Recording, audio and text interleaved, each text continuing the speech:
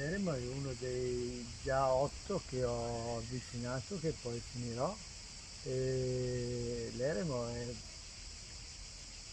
lo dice la parola stessa, no? È un posto dove si riflette, si pensa, si prega e quindi ha un maggiore influsso sulla nostra psiche, sulla nostra interiorità. Sì. Questo ho avuto modo di avvicinarlo ultimamente entrando, grazie a te, grazie al dottor Sicurtà, al conte Sicurtà, e quindi dirò che qui ci verrei a lavorare. Mi piacerebbe lavorare in silenzio.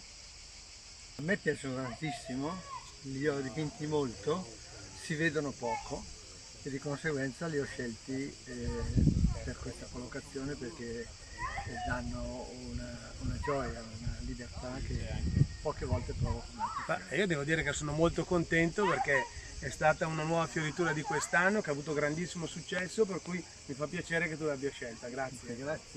Grazie, perché io li ho scelti tante volte.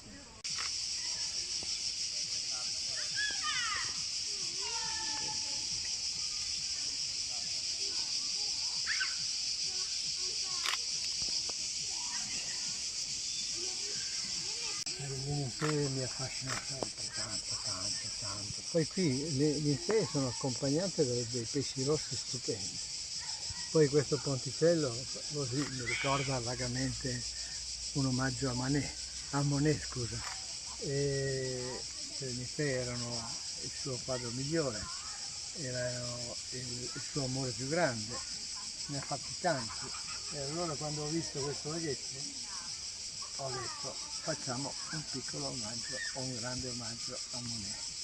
È un gesto della fantasia, cioè io sono venuto ad abbozzarlo, poi sono tornato in studio e ho aggiunto i tulipani perché mi sembrava che stessero in sintonia con la primavera che c'era allora.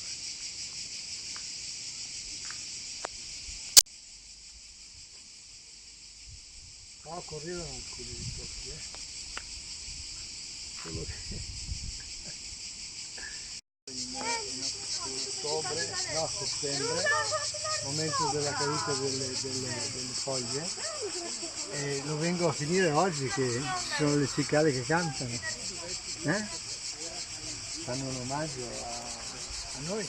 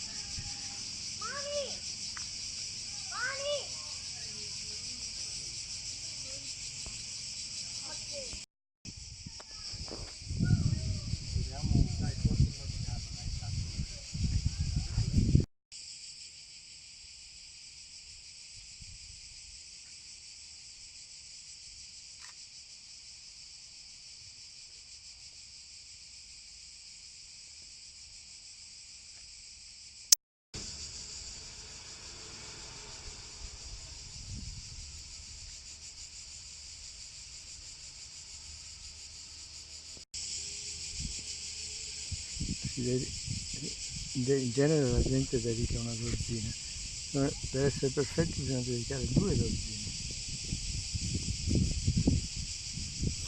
Vita? Ecco, sono 24.